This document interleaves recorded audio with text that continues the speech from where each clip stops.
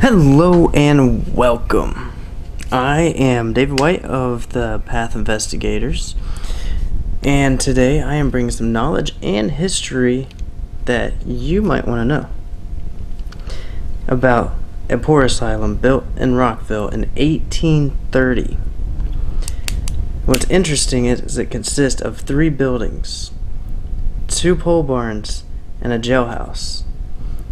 And for those folks who don't know what a poor asylum is, what it was is back in the day, women could not own any land or property, so when their husbands died, they got sent to these poor asylums with their kids and everything until one became old enough to actually take over and actually purchase the land. Only downside to this is the jail decided that they were going to use their connections and power to let the overflow of criminals actually stay in the same building as these mothers and their children. And it's really interesting because these criminals could go anywhere from, let's say, murderers, child molesters, rapists, and all this stuff, and they're being put into homes with widowed mothers and children. So some families would live across the hall from these people. I don't know what they were thinking at that time. I don't know what the popular thing was with that, but apparently we had tons of those. But going on the same timeline and process of the story of the criminals being with these women and their children, there was a rumored story around. I looked it up, couldn't find a lot to cover it, but there was enough to be like, yeah, the story could be true. But the story reads that one of the widowed moms had 3 kids, and the jail actually sent over one of their child molesters into the same building. They thought they're protected, they had security, they had all this, people that always try to keep it going right and no issues. Well, come to find out, the child molester ended up, doing his thing of what he got in trouble for. Not comfortable saying it, but pretty much he molested these 3 kids and ended up killing them and burying them, believe, around the building somewhere. And they found him at a later date. And what ended up happening is the mother ended up wanting to take revenge for what he did to the children when she found out. And she actually found herself being killed by someone she was really close to and was trying to start a relationship with. Not the smartest idea, but if you can't own property, I mean, you're obviously going to go out and try to find, the next guy or whatever so you can get out of that situation. But it's very interesting though. And it's said because of that situation, that story, and that mother being killed is a woman in white in the room that she lived in. And I have personally seen this, and so has some of our investigators.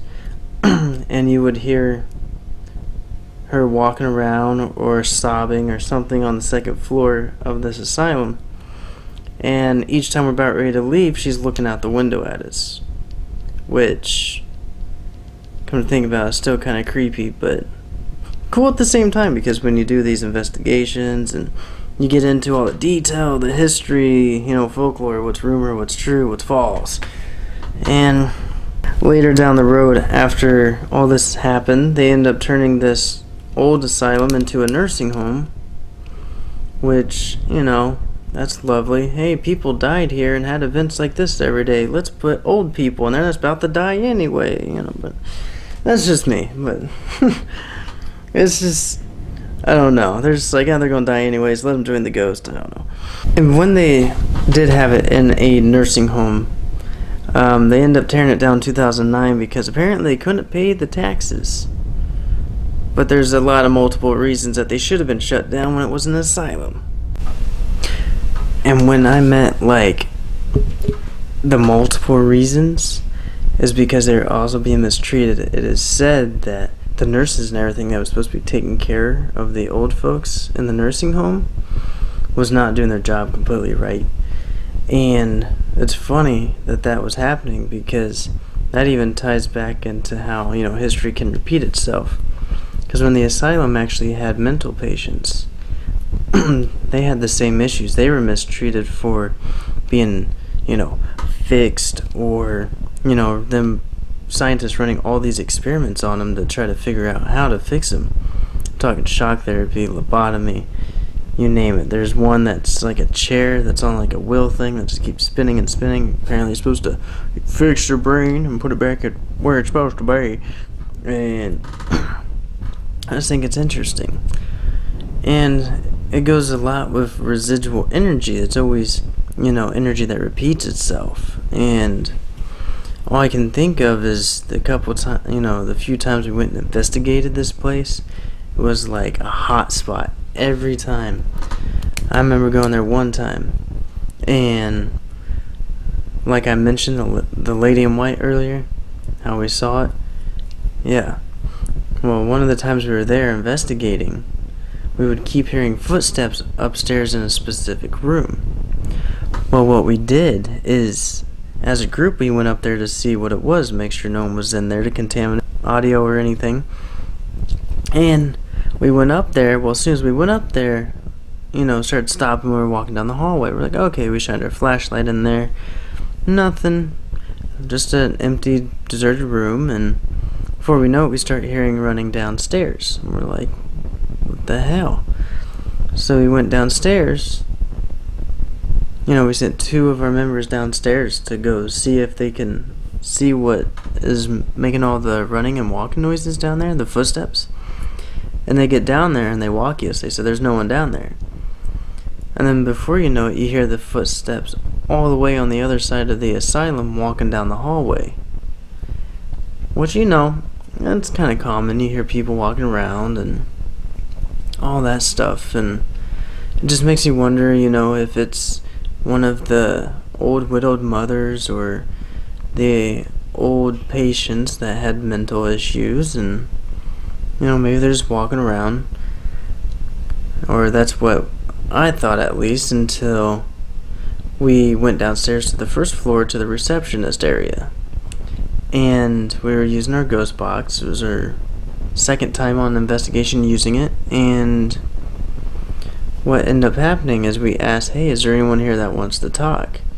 And a girl voice actually came through and said, hi, who are you here to see? Normal, right? Just spirit box going over like 30 frequencies,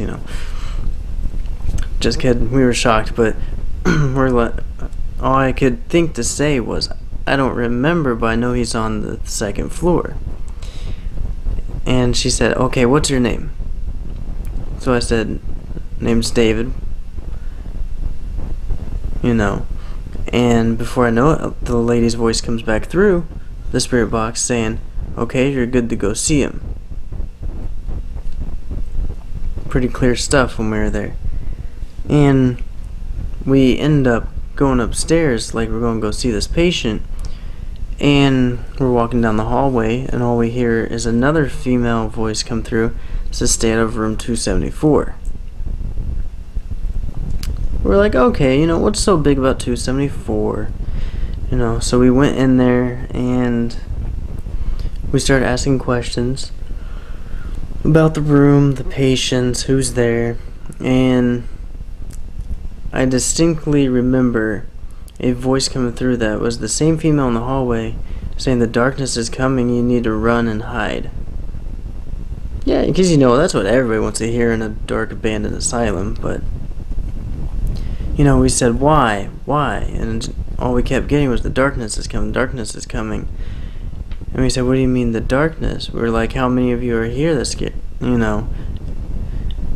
that scared of the darkness? Said, we all are. And I said, well, okay. So we were freaked out. We stayed in the room, kind of hid, and just to see what would happen, if we heard noises or anything. And we all just started getting this eerie feeling, and just, what sounded like footsteps down the hallway. We just kind of ignored it because of what was coming through the spirit box. And so what we ended up doing was, after about 15 or so minutes, the footsteps stopped. We went out, No one's in the hallways, the whole building just has a whole different feel, like it just ain't right, it's not good to be there, something's gonna happen. So we decide to, we investigate a little bit longer, everything's still quiet, and we end up about ready to head out because we weren't catching anything, and one of our investigators looked up to the back rear. If you're looking from the front of the building, it's the right side, but the back room. And, they were looking and they're like, it looks like there's a lady standing up there in a white dress. Okay, so, everyone started looking up there. Some of our members just saw, like a very, like, mist-like figure up there, and I saw an outline of not much, and it just kept sitting there, and it just kept staring at us and staring at us. I'm just like, that's kind of weird, we should probably go.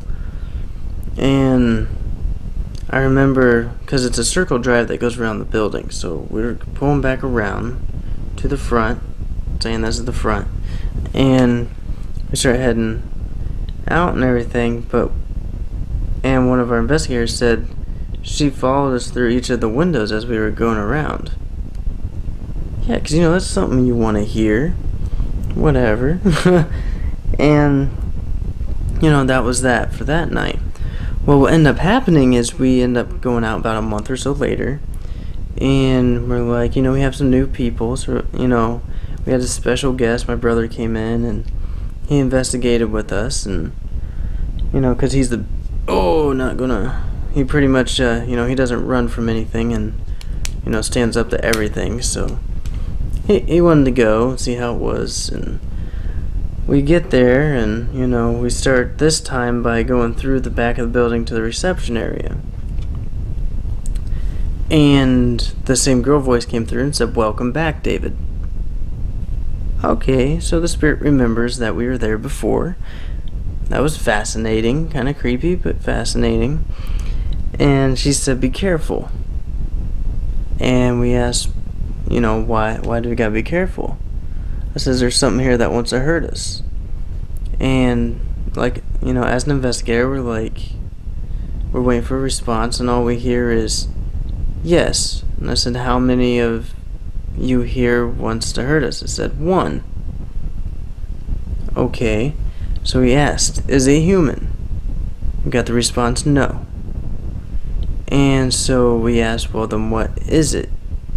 And then it paused, was quiet for a decent time. Now, nowhere the girl's voice came back through and said, "Animal."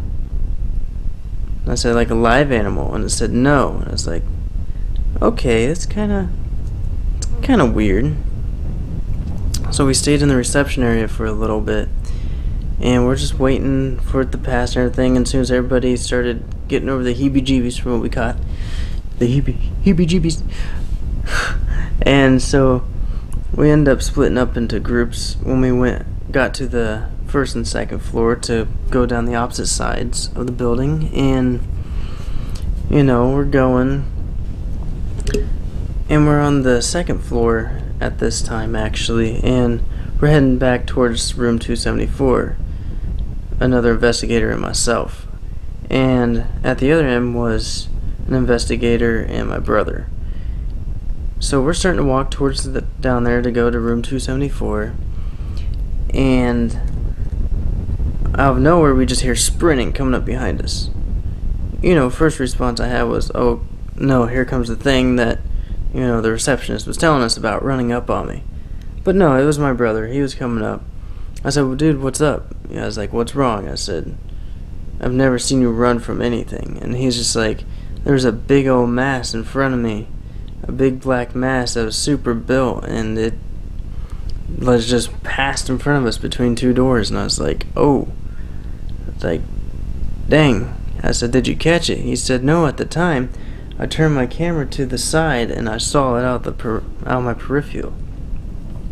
He said that it looked like a big mother heifer, let's put it that way.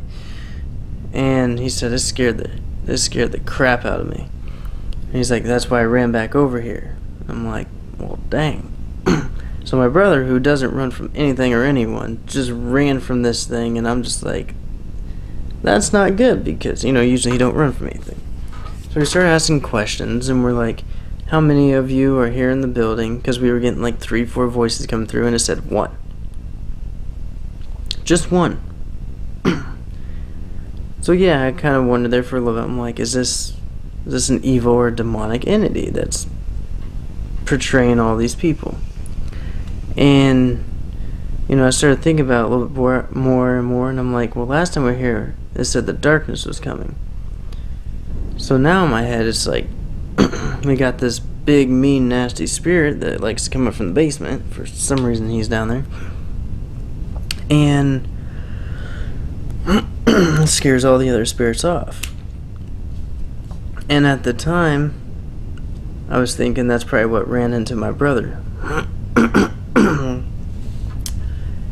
And come to find out that downstairs just always had a weird, different feeling. People had stories about downstairs, but I could never back them up with anything. They said anywhere from there was people down there like sacrificing stuff and everything, but we never found any proof of it. So we had to, you know, disprove it and just pretty much be like, no, it's not that, because we never saw anything down there or caught anything down there that gave us that thought process until this spirit box said there's only 1 in the building. Yeah, so it was interesting, and once again we get the girl voice and some other voices saying the darkness is coming, you must leave. He wants to hurt all of you. He wants to, you know, he wants to kill you guys. Because we were asking simple questions like, well, what does he want from us? It said kill. I said, kill what?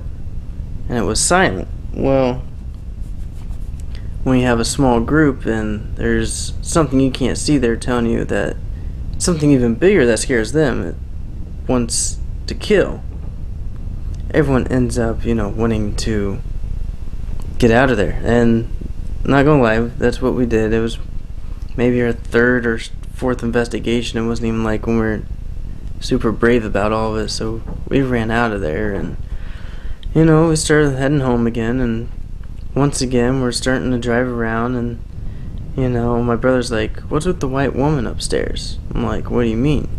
He's like, yeah, she's standing right there in the window. I was like, this is twice that this woman has been seen. And as we're driving away, he's like, oh, she vanished, I don't know where she went. Well, the jailhouse is behind the main building, and both of their doors just slammed shut as we were going. And that was enough to get my butt in gear, and I end up speeding out of there. But I'm hoping next time we get in there and that the owners will let us actually keep the recordings and our video and all of our evidence so that we can make a video. Because the last couple times we went, they said, nah, we don't want to get out there, we don't want people to know what's going on. So we didn't, but I'm hoping now that's becoming a little more popular and more people are into it and all that stuff, that we can get in there and record this as from an investigation standpoint, and so that we can share it with people. I want people to see and feel what we went through, because we went through a lot of weird stuff in that building. And quite honestly, I'm hoping next time they're like, yeah, you guys can use this footage, we trust you guys. So hopefully good news to come for that. I guess we will find out. But I think that's about all I got for tonight on the Rockville Poor Asylum. So